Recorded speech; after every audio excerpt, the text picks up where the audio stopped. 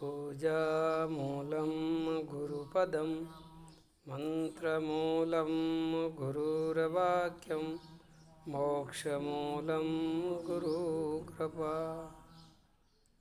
ये गुरु गीता का मंत्र है। भगवान शिव ने पार्वती जी को उपदेश दिया था। पार्वती जी ने बात पूछी थी, हे महाराज एक ऐसी पूजा बताओ, एक की पूजा करने से सबों की पूजा हो जाए, और ऐसा ध्यान बताओ एक का ध्यान करने से सबों का ध्यान हो जाए, और ऐसा मंत्र बताओ जिसमें सारे मंत्र आ जाए, और ऐसी किसकी कृपा होती है जिससे सबों की कृपा हो जाए, एक की कृपा होने से सबों की कृपा हो जाए। जब भगवान शिव ने कहा कि ध्यान मूलम गुरु मूर्ति का ध्यान करोगे सबों का ध्यान हो जाता है, कोई बाकी नहीं रहता है, कोई बाकी नहीं रहता। पूजा मूलम गुरुपदम, गुरु के चरणों की जिसने पूजा कर ली, गुरु की पूजा जिसने कर ली, उसके पीछे कोई पूजा करने की जरूरत नहीं है, सारी पूजाएं हो जाती।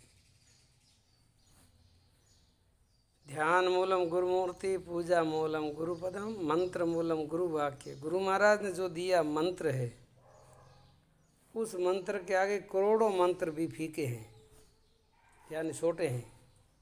गुरु मंत्र सबसे ऊंचा है। मोक्ष मूलम गुरु कृपा, बस गुरु की जब कृपा हो जाती है तो ही मोक्ष होता है। बाकी हजारों करोड़ों देवी देवताओं का पूजन करने से मोक्ष नहीं होता है। मोक्ष तो गुरु की कृपा से ही होता है। मोक्ष मूलम गुरु कृपा। जब भगवान शिव ने कहा तो उस बात को पार्वती ने उन बात को स्वीकार किया। जब पार्वती तो होगी शिष्य और भगवान शिव हो गए गुरु। जब तक गुरु शिष्य का आपस में ज्ञान चर्चा समाध होता है, जब गुरु शिष्य का नाता बनता है, नहीं तो संबंध है। पहले शिव पार्वती का संबंध है, पति पत्नी का संबंध है। पति पत्नी का संबंध है जब तक ज्ञान होता ही नहीं है, हुआ ही नहीं उनको, पार्वती को नहीं हुआ। और ऐसे ही संसारी कितने भी संबंध है, उन संबंधों में रहने से संसारी ज्ञान हो जाता है, लेकिन मोक्ष का ज्ञान, कल्याण का ज्ञान नहीं होता है। वो तो गुरु शिष्य का संबंध में ही होता है। पार्वती जब शिष्य बन करके इस भगवान शिव को पूछती है तो भगवान शिव उनको उपदेश देते हैं, और जब वो गुरु रूप होते हैं। ऐसे ही शिष्य जो है वो गुरु की भक्ति का अधिकारी कब होता है? तो अपने को तन मन धन वाणी विचार से गुरु के शरण में खुद को समर्पित कर देते हैं। जैसे पतिव्रता स्त्री होती है, ऐसा ही व्रत शिष्य का होता है गुरु के प्रति, जब उनको ज्ञान होता है। और ऐसे अनेक महापुरुषों की संसार में, इस शास्त्रों में इतिहास भरा पड़ा है। ज्ञानेश्वर महाराज धन्य है जिनका स्मरण करने से हम लोग पवित्र हो जाते हैं। ज्ञानेश्वर महाराज हुए महाराष्ट्र में, ज्ञानेश्वर, बहुत छोटी उम्र के अंदर, और बहुत बड़े मतलब ज्ञान सिद्ध हो गए, वो भी गुरु भक्ति के कारण। धन्य है ऐसे संत महापुरुष। उनकी देह भले आज नहीं है, भले ज्ञानेश्वर महाराज का शरीर आज नहीं है, फिर भी उनका ज्ञान, उनकी भक्ति, उनकी तपस्या, उनकी साधना, उनकी सेवा, उनका पुरुषार्थ, उनका अद्भुत अस्तित्व, सिद्ध अवस्था की भूमिका, तो वो सब अपने को उनके शास्त्र में मिल जाता है। अगर पढ़ना चाहो तो ज्ञानेश्वरी गीता है, जिसका नाम है ज्ञानेश्वरी गीता, और अपने इधर है, इसके अंदर है। तो कभी मौका मिले तो पढ़ना कि ज्ञानेश्वर महाराज किस धारा में बोलते हो। अद्भुत, इतनी बुद्धि के विशाल हो गए वो। और उन्होंने उस ज्ञानेश्वरी गीता में इतना अमृत रस भर दिया है जिनकी कोई सीमा नहीं। इससे पता चलता है कि देखो उनका जीवन कितना महान था। उनकी वाणी से पता चलता है, उनके शास्त्रों से पता चलता है कि वो कितने महान थे। ठीक है ना। एक दिन क्या हुआ कि वो ज्ञानेश्वर महाराज और उन एक बहन थी मुक्ताबाई, वो गुरु भाव रखती थी, वहाँ बैठे थे एक पत्थर के चबूतरे पर अपनी सहज अवस्था में। छोटी अवस्था थी, बाल अवस्था में थे। और उस समय का एक योगी था सांगदेव, वो 1400 वर्षों का, ऐसा सुना था मैंने। तो 14 बार उसने मौत को वापस भेज दी। इतना सामर्थ्य थे तपस्या के बल से। तो एक दिन वो आया वहाँ से, वो ज्ञानेश्वर की परीक्षा लेने के लिए। और वो आया, उनके साथ में उनके शिष्य भी थे बड़े बड़े। चलो इस जंगल में होकर के निकलेंगे। जंगल में गए तो खूंखार शेर पकड़ दिया, 2 अपने वश में कर लिया। दृष्टि से उनको शेरों को वश में कर लिया। और बड़े सर्प लाए लंबे लंबे, उनकी रस्सी बनाई और उनके ऊपर सवार होकर के वो जा रहे हैं ज्ञानेश्वर को मिलने के लिए। अब उसने मन में ये सोचा, ज्ञानेश्वर भी सोचेंगे कि हाँ कोई आया है। उसके अंदर अहंकार था। 14 बार जिसने मौत को वापस भेज दिया, जाओ अभी नहीं। 1400 वर्ष की आयु हो गई थी। और ज्ञानेश्वर तो छोटा था, 15 वर्ष या उसके आसपास होगा। और उनको अंदर में पता चल गया कि आज ज्ञानेश्वर भाई सांगदेव मेरी परीक्षा लेने के लिए आ रहा है, चलो आने दो। और वो आगे से आते, उनके शिष्य सब मंडली साथ में गुरुदेव की जय जयकार करते आ रहे हैं।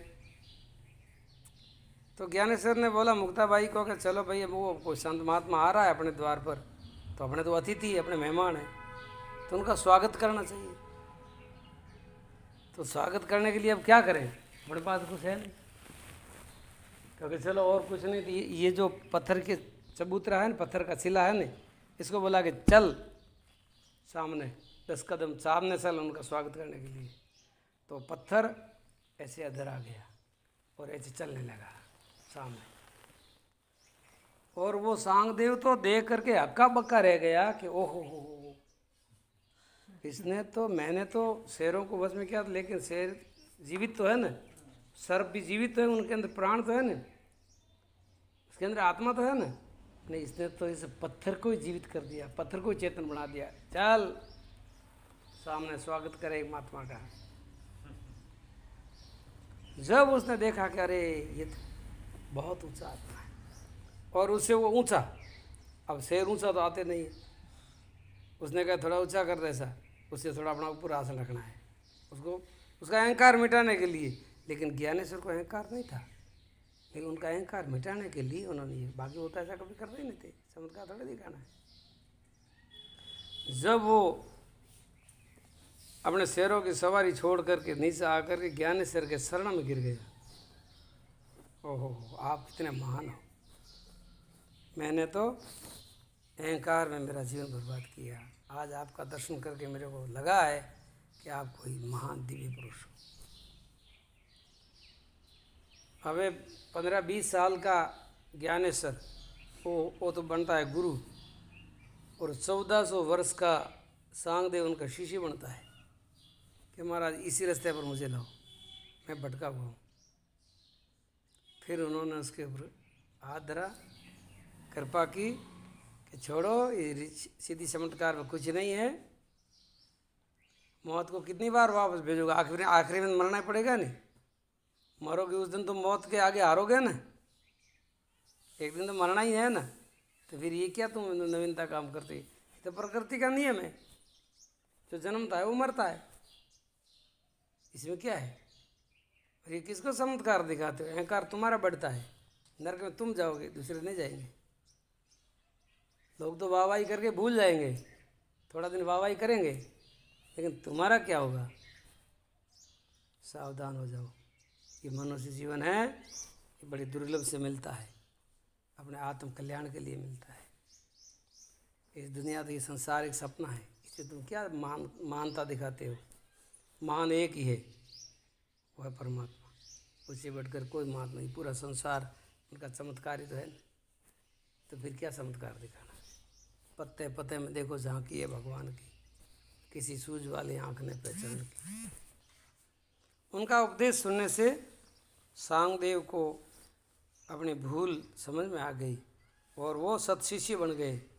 और फिर उनके बाद में उन्होंने उस ज्ञान को प्राप्त करके अपने जीवन को महान बनाया और परम कल्याणकारी उन्होंने साधना की। इसलिए हमारा जो भारत देश है ना, ये हमारा भारत देश विश्व गुरु है, जगत गुरु, जगत का, पूरे संसार का गुरु भारत को माना गया है। दुनिया में दूसरे ऐसा कोई गुरु नहीं बनने का अधिकार नहीं है, क्योंकि दूसरे सारे भोगवादी है और हमारा देश ये अध्यात्मवादी है। अध्यात्म, और ये अध्यात्म ऐसे समर्थ गुरु शिष्यों की परंपरा से ही वो ज्ञान जीवित रहता है। ठीक है। छत्रपति शिवाजी को गुरु मिले थे समर्थ रामदास, ठीक है। तो ऐसी कई गुरु शिष्यों की परंपरा है। बड़े बड़े धुरंधर, राज ऋषि, देव ऋषि, ब्रह्म ऋषि, किसी भी क्षेत्र में जितने जो महान हुए हैं वो सब गुरु परंपरा से हुए हैं महान, अन्यथा नहीं हुए। ठीक है, वर्तमान में कुछ ऐसे गुरुओं की भी कमी है तो ऐसे शिष्यों की भी कमी है, लेकिन जो सत्य है वो तो सत्य ही रहेगा। तो ये विश्व को, संसार का गुरु, भारत को संसार का गुरु बनाने में ऐसे महापुरुषों का पूर्ण रूप से योगदान रहा है। वास्तव में स्वार्थी नेताओं के कारण, स्वार्थी राजाओं के कारण अथवा विश्व को जगत गुरु नहीं बनता है। ये तो परोपकारी, परम पवित्र, त्यागी, तपस्वी, ब्रह्मज्ञानी, ब्रह्मचारी, ऐसे अध्यात्म योगियों और तपस्वियों के कृपा से ही भारत महान बना है और आगे भी बनेगा। इसलिए हर देश के अंदर अपनी अपनी विशेषता होती है, उनको मान्यता होती है। जैसे इंग्लैंड लोहे में प्रसिद्ध है और कोयलों से प्रसिद्ध है, वो भौतिक चीज़ें हैं। अमेरिका डॉलर के लिए प्रसिद्ध है, इटली शिल्प कला के लिए प्रसिद्ध है, और भारत अध्यात्म गुरु और अध्यात्म शिक्षा और दिव्य संतों के लिए प्रसिद्ध है। अब विचार करो कितना अंतर है। भारत में सत्शिष्य और सद्गुरु दोनों ही पूर्ण रूप से मिलने वाले बहुत दुर्लभ है, और सत्शिष्य ही आगे जाकर के सद्गुरु बनता है। सद्गुरु ही सदुपदेश का दान कर सकते हैं। उपदेश बेचा नहीं जा सकता, उनका दान हो सकता है। इसी कारण सद्गुरुओं के हम ऋणी रहते हैं, सद्गुरु का हम कर्जदार रहते हैं। विश्व का सर्वाधिक धनवान बनने से भी बड़े भाग्य की बात है कि किसी गुरु के हम शिष्य बन जाए। इसलिए वो भाग्यशाली होता है जो गुरु का शिष्य बनता है। धनवान बनना कोई बड़ी बात नहीं है, कि राजा बनना भी कोई बड़ी बात नहीं है, लेकिन अपने को मिटा करके जीवित रहना वो शिष्यों का धर्म होता है। वो धर्म सबसे बड़ा होता है। मिटा दे अपने अस्थि को जो कुछ मतबा चाहता है, दाना मिल कर के खाक में गुले गुलजार होता है। वही जैसे दाना मिट्टी में मिल कर के गुले गुलजार होता है, ऐसे शिष्य अपने तन मन वाणी विचार को गुरु के शरणों में सुहा करके फिर उनका जीवन का उदय होता है। वो दिव्य जीवन होता है, वो जीवन महान होता है, वो श्रेष्ठ होता है, वो पूजनीय होता है, वो आदरणीय होता है, वो परोपकारी होता है, वो विश्व के लिए कल्याणकारी होता है। बोलिए सच्चिदानंद भगवान की जय, सद्गुरु देव की जय। ये है गुरु भक्ति की महिमा।